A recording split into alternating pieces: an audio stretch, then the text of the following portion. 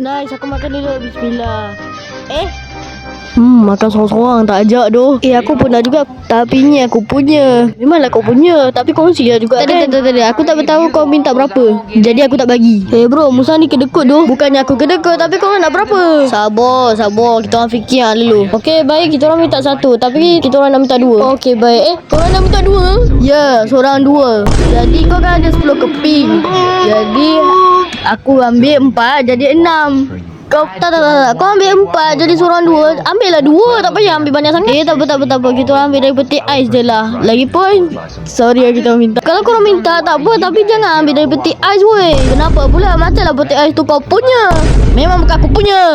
Aku ambil semua wafer tu dari peti ais tu. Jadi tak ada dah wafer dalam peti ais tu. Sekarang korang baru faham ke? Alhamdulillah, aku haus lah. Tu, kat peti air sana tu. Bonnie, ambilkan aku susu. Aku baru nak susu ni juga. Lagipun ni aku punya. Kau punya? Yelah, aku beli kot. Ya, jadi aku punya lah. Tengok nama aku kat sini. Tak lawak weh, kau jangan nak kelentong aku. Aku tak kelentong ke, serius ni. Ni aku punya tau, tengok ni. Susus.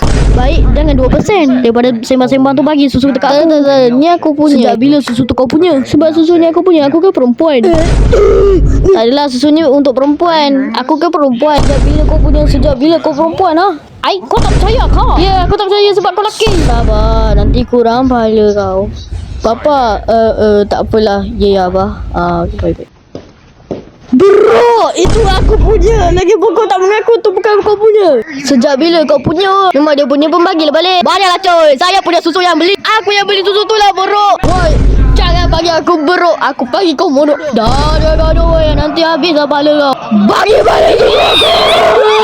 Daripada kau cerai, aku pun cerai juga. Aku bagi kau susu.